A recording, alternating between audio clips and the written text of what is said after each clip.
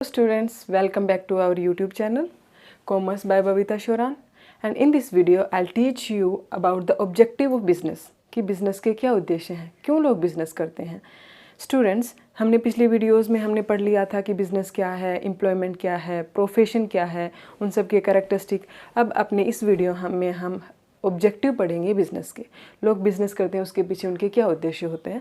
Mainly objective जो होते हैं स्टूडेंट बिज़नेस के, वो टू टाइप्स में डिवाइड किए गए हैं। First one is economic objective and second one is social objective. Economic यानी जो पैसे से रिलेटेड है, और दूसरे सोशल ऑब्जेक्टिव हैं जो सामाजिक जो उद्देश्य बोले जाते हैं। First one is economic objective. Economic objective में be further divided into three parts. What are these? These are profit making, creation of customers and innovation. First of all, of any business the main motive is to earn profit. अगर कोई भी business है तो वो इसीलिए उसकी स्थापना होती है कि वो ज़्यादा से ज़्यादा प्रॉफिट कमा सके। अगर वो प्रॉफिट नहीं कमा पाया तो वो सर्वाइव ही नहीं कर पाएगा।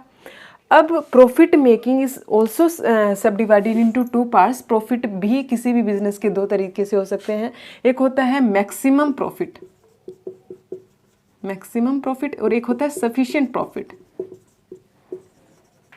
Sufficient profit. स्टूडेंट्स, कोई भी ऑर्गेनाइजेशन के दो तरीके के प्रॉफिट मेकिंग ऑब्जेक्टिव हो सकते हैं। वो हो सकता है कि मैक्सिमम प्रॉफिट कमाना चाहता हो, या मैक्सिमाइजेशन ऑफ प्रॉफिट उसका उद्देश्य हो सकता है, या सफिशिएंट प्रॉफिट हो सकता है। मैक्सिमम प्रॉफिट में होता है कि any organisation want to earn more and more profit, and for earning that much profit they are doing various activities which are not good from the point of view of the society. कई बार वो क्या करता है कि maximum profit कमाने के चक्कर में कुछ गलत शरत काम भी कर देता है, जैसे कि प्रॉफिटरिंग हो गया, ब्लैक मार्केटिंग हो गया, और स्कैरिसिटी दिखा रहा है, डेफिशिएंसी दिखा रहा है जो एक्चुअल में नहीं है। It means that there are various method to earn maximum profit and these are not good from the point of view of the society. दूसरा होता है sufficient profit. Sufficient profit is a acceptable situation by the society also, because sufficient profit में वो reasonable level of profit कमाएगा जिससे वो survival, growth, recognition, all these things are possible for the business. क्योंकि business के लिए profit जरूरी है इन सारी चीज़ों के लिए, तो वो उतना ही कमाएगा जितना उसके सर्वाइवल, ग्रोथ और डे टू डे जो एक्सपेंसेस हैं उनको मीट आउट करने के बाद एक मार्जिन, थोड़ा सा जो मार्जिन उसका होना चाहिए उतना वो प्रॉफिट कमाता है। वो किसी भी तरीके का कोई गलत काम में बिलीव नहीं करते हैं, जैसे प्रॉफिटरिंग हो गया, डेफिशिएंसी दिखानी इस तरह से, या अडल्ट्रेशन है, मिलावट है, ऐसा कुछ नहीं किया जाता। तो ये सिचुएशन है, ये किसी भी बिजनेस के लिए बेस्ट है क्योंकि ये आपको साथ में गुडविल भी दिलाती है।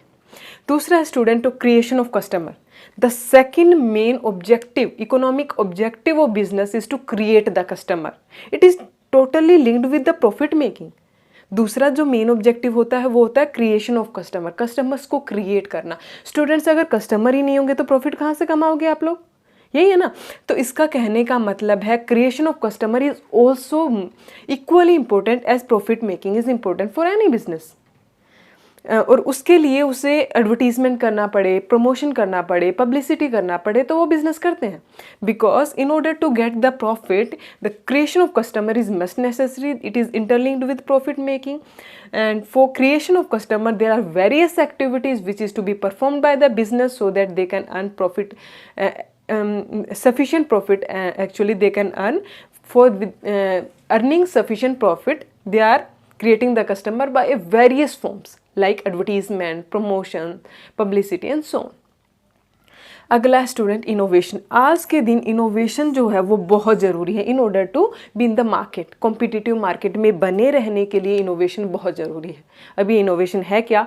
Innovation means to do something new. किसी भी बिजनेस के लिए बार बार नया कुछ ट्राई करते रहते हैं ताकि वो मार्केट में बने रहें। क्योंकि बाकी सब ने आगे, मतलब कोई भी नया चेंज आ रहा है, टेक्नोलॉजिकल चेंज आ रहा है, कोई भी नया चेंज आ रहा है, सारे बिजनेसेस ने अडोप्ट कर लिया है, लेकिन हमने नहीं किया तो हम पीछे रह जाएंगे और हमें बंद करना पड़ेगा अपना business. It means that innovation means to do something, either produce new goods और सर्विसेज, या तो नए गुड्स या सर्विसेज प्रोड्यूस करो, giving the same goods and services with different marketing strategy. वही गुड, वही सर्विस मार्केट में बेचो लेकिन डिफरेंट स्ट्रेटजीज़ के साथ। और कुछ भी चेंज लेके आओ, कोई टेक्नोलॉजिकल चेंज कर दो, एडवर्टीजमेंट की फॉर्म चेंज कर दो, यानी innovation is must necessary. These all are inter related because these are economic objective, it is to be done in order to earn profit. Student, ये तो हो गए हमारे इकोनॉमिक ऑब्जेक्टिव। अब है सोशल ऑब्जेक्टिव। केवल इकोनॉमिक और पैसे के बारे में सोचकर हम आगे नहीं बढ़ सकते हैं, हमें सोशल और सोसाइटी के बारे में भी सोचना पड़ेगा, और उसके लिए हमें कई सोशल ऑब्जेक्टिव्स का भी ध्यान रखना है। First one is high quality goods at fair prices. हमें अच्छा क्वालिटी गुड्स फेयर प्राइसेस पे हमें सोसाइटी को देना है। If you are providing fair quality goods to the society, then you can face the competition. Then sometimes if you are giving the high quality goods at fair prices, then it doesn't need that you are doing innovation for a time gap, fixed time gap. Sometimes your good quality products makes you a good image in the society. Okay तो सबसे पहला social objective है आप high quality goods reasonable price पर लोगों तक पहुंचाओ। इससे क्या होगा, आपकी समाज में आपका नाम होगा, गुडविल होगी, जो आपको डायरेक्टली इनडायरेक्टली कहीं ना कहीं आपके इकोनॉमिक ऑब्जेक्टिव को ही पूरा करवाने में मदद करेंगे। समझ में आ गया। अगला है कंट्रीब्यूशन टू कम्युनिटी डेवलपमेंट। जिस कम्युनिटी में बिजनेस फ्लरिश कर रहा है उस कम्युनिटी का डेवलपमेंट करने का भी पूरा उद्देश्य होना चाहिए किसी भी बिजनेस का, because in any business sufficient amount of profit can be earned by the businessman, and some part of it, only some part of it, if they are giving in the contribution to the community development, then it's nice for their goodwill. और अच्छा है अगर बहुत पैसा कमा रहे हो, उसका कुछ हिस्सा अगर आप सोसाइटी के डेवलपमेंट के लिए कर रहे हो, डिस्पेंसरीज खोल दो, हॉस्पिटल्स, एजुकेशन इंस्टीट्यूशंस, इस तरह से, तो ये भी एक कंट्रीब्यूशन टू कम्युनिटी डेवलपमेंट भी एक सोशल ऑब्जेक्टिव है जो किसी भी बिजनेस को अडॉप्ट करना चाहिए। अगला है fair return to investors. Student, आजकल जो बिज़नेस है वो ये नहीं है कि 2-3 मालिक हैं बस और बिज़नेस चल रहा है एक ही छत के नीचे। आजकल जो भी बिज़नेस है वो विद इन द वर्ल्ड उसकी ब्रांचेस होती हैं, कई बार बहुत बड़े लेवल पे होता है, उसके ओनर्स बहुत ज़्यादा लोग होते हैं। ओनर्स होने का मतलब है कि लोग शेयर्स के थ्रू ओनर बन जाते हैं, वो शेयर्स खरीदते हैं, उनको उसके बदले में ओनरशिप मिल जाती है, प्रॉफिट के हिस्से उन्हें मिल जाते हैं। तो इसका मतलब है जिन जिन लोगों ने इन्वेस्ट कर रखा आपके बिजनेस में पैसा, जिन जिन लोगों ने शेयर्स खरीद रखे हैं, उनको उनके प्रति भी आपका ये उत्तरदायित्व बनता है, रिस्पॉन्सिबिलिटी बनती है कि आप उनको फेयर रिटर्न दो इन्वेस्टर्स को। ओके स्टूडेंट्स, अगला है providing employment. If you are doing any business, then you have give employment to the sufficient amount of people so that unemployment situation from the country can be abolished. आप अगर business कर रहे हो तो आप कोशिश करो कि ज़्यादा से ज़्यादा लोगों को, आप अच्छा खासा प्रॉफिट कमा रहे हो, आप सोसाइटी के लिए कुछ कर रहे हो, तो एक ये काम भी बिजनेस के द्वारा किया जाता है कि वो बहुत सारे, अगर मैं जॉब कर रही हूँ तो बस मैंने अपना लिए एम्प्लॉयमेंट ढूंढा है, लेकिन अगर मैं बिजनेसमैन होती तो कम से कम 10 से 15 लोगों को छोटे से बिजनेस में भी मैं एम्प्लॉयमेंट दे सकती थी। कहने का मतलब है किसी भी सोशल ऑब्जेक्टिव अगर कोई बिजनेस का है तो ये जरूर चीज़ ध्यान में आती है कि वो एम्प्लॉयमेंट तो प्रोवाइड करता है, जितने ज़्यादा बंदों को वो काम दे रहा है यानी वो एम्प्लॉयमेंट प्रोवाइड कर रहा है, वो अनएम्प्लॉयमेंट जैसी सिचुएशन को अबोलिश करने में बहुत मदद कर रहा है देश की। तो ये सारे ऑब्जेक्टिव हैं स्टूडेंट्स, किसी भी बिजनेस के इकोनॉमिक और सोशल ऑब्जेक्टिव होते हैं। आप इकोनॉमिक को तो ध्यान में रखना ही है, लेकिन आप इसको भी नज़रअंदाज नहीं कर सकते हो, बिकॉज अगर आपने ये सारी चीज़ों का ध्यान नहीं रखा तो फिर आप इकोनॉमिक भी अचीव नहीं कर पाओगे।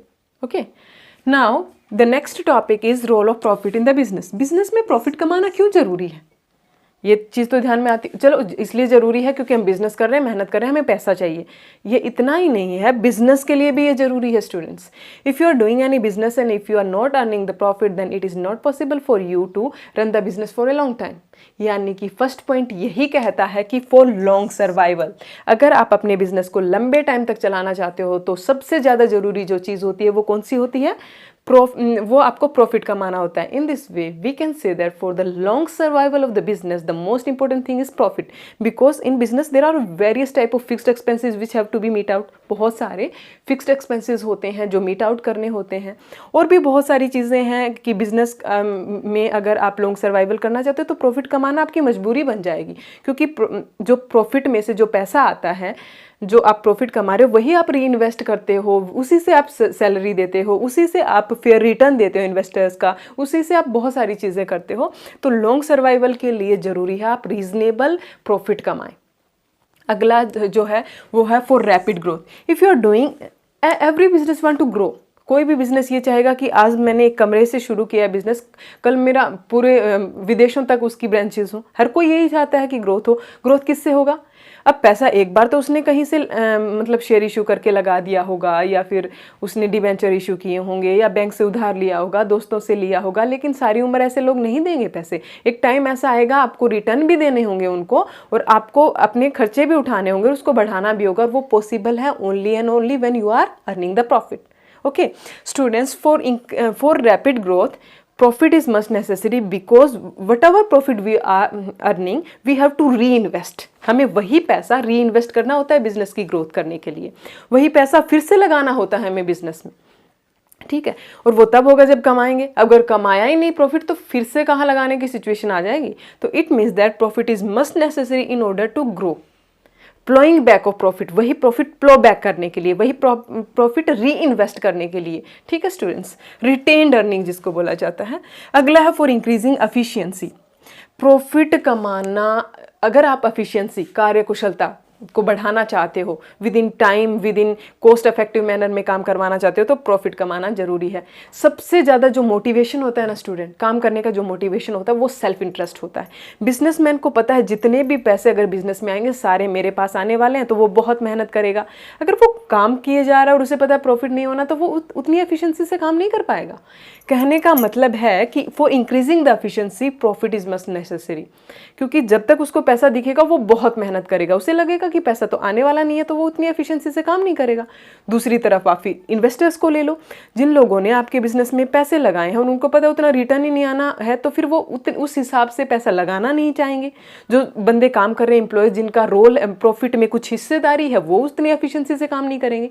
यानी हर वो बंदा जिसका प्रॉफिट में डायरेक्टली इनडायरेक्टली उसको कुछ मिलने वाला है, वो प्रॉफिट, अगर उसको सिचुएशन लग रही है कि प्रॉफिट कमा पाएगा, तभी वो पूरी एफिशिएंसी के साथ काम करेगा। Because self interest is the best motivation for anyone. उनको ये लगेगा जो पैसा आएगा उसका ये हिस्सा मुझे मिलने वाला, तो चलो मैं और ज़्यादा मेहनत करता हूँ। एम्प्लॉयज़ ये सोचेंगे अगर उनके प्रॉफिट में हिस्सेदारी है।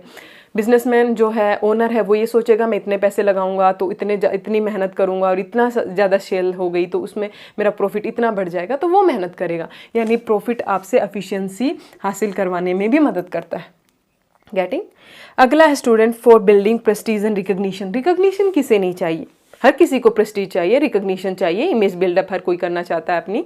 और वो अगर बिजनेस के लिए है तो सबसे ज़्यादा जो मेन फोकस होता है, अगर कोई बिजनेस जितने ज़्यादा पैसे कमा रहा है उसका उतना ही नाम होता है। जो जितने ज़्यादा मतलब जिसकी रिटर्न होती है बिजनेस की, वो उतना ही ज़्यादा रिकग्नाइज हो जाता है हमारी सोसाइटी में। और in this way we can say that in order to build up the prestige और in order to build up the recognition, the most important thing is to earn profit. Okay, last है student for earning more profit. आपने सुना होगा पैसे को पैसा कमाता है। हमारी मतलब हम डेली जो कन्वर्सेशन है उसमें कई बार ये वर्ड यूज़ करते हैं, और ये सच भी है। अगर आपने पैसा एक बार कहीं से ले दे के इन्वेस्ट कर दिया, for example you are in order to earn the profit, in order to set up the business, there are various ways. For example, you can get money from your friends, your families, you can issue the shares, debentures, you can get loan from the banks. कैसे भी पैसा लगा सकते हो, bank से पैसा ले सकते हो, अपने फ्रेंड से पैसा ले सकते हो, शेयर इशू कर सकते हो, डिबेंचर इशू कर सकते हो। लेकिन उसके बाद आप अगर पैसा बिजनेस से आपको प्रॉफिट नहीं हो रहा, तो बार बार आपको कौन देगा? तो आपको री इन्वेस्ट करना होगा पैसा। सबसे जो सस्ता जो पैसा बिजनेस में लगता है वो होता है बिजनेस से कमाए हुए पैसे को ही वापस लगा दो। ना इंटरेस्ट देना, ना ओनरशिप देनी, कुछ नहीं है। कहने का मतलब है for earning more profit, profit is to be earn. ज़्यादा प्रॉफिट कमाने के लिए प्रॉफिट ही कमाना पड़ेगा। पहले प्रॉफिट कमाओ, जितना प्रॉफिट कमाया है री इन्वेस्ट करो, फिर उससे और ज़्यादा प्रॉफिट कमाओ, फिर और ज़्यादा उसमें री इन्वेस्ट करो। कहने का मतलब है in order to earn profit you have to earn profit first. जितना ज़्यादा प्रॉफिट कमाना चाहते हो उतना ही प्रॉफिट, एक बार आपको प्रॉफिट मिलेगा उसी से आपको और ज़्यादा प्रॉफिट होता जाएगा। इस वीडियो में स्टूडेंट इतना ही। अगली वीडियोज़ में हम अगले टॉपिक करेंगे। बाय।